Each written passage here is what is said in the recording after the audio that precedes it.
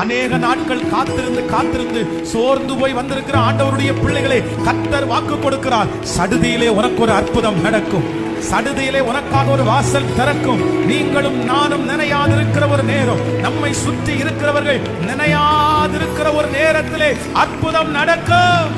கர்த்தர் வாக்கு கொடுக்கிறார். ரொம்ப நாள் காத்திருந்து சோர்ந்து போய், ரொம்ப நாள் காத்திருந்து மனசு விட்டு போய், இத்தனை நாள் வரைக்கும் பதில் தெரியலையே, இத்தனை நாள் வரைக்கும் காத்திருக்கிறேன். ஆனா மேல் வீட்டு அறையிலே காத்திருக்கிறவர்கள் சோர்ந்து போகல. திடீரென்று சடுதியிலே ஒரு நாள் பரிசுத்த ஆவியானவர் ஊற்றப்பட்டது போல பரிசுத்த ஆவியானவர் வாக்கு கொடுக்கிறார். சடுதியிலே ஒரு அற்புதம் நடக்கும். நீங்கள் எதிர்பார்த்துட்டு இருக்காத ஒரு நேரத்திலே அற்புதம் நடக்கும்.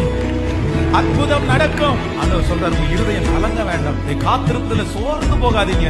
யாருமே எதிர்பார்த்து இராத அந்த நேரத்துல ஆண்டவர் சொல்கிறார், உனக்கு ஒரு அற்புதத்தை நான் நடக்க பண்ணுவேன். திடீரென்று அந்த வாசல் உங்களுக்காக திறக்க போகும்.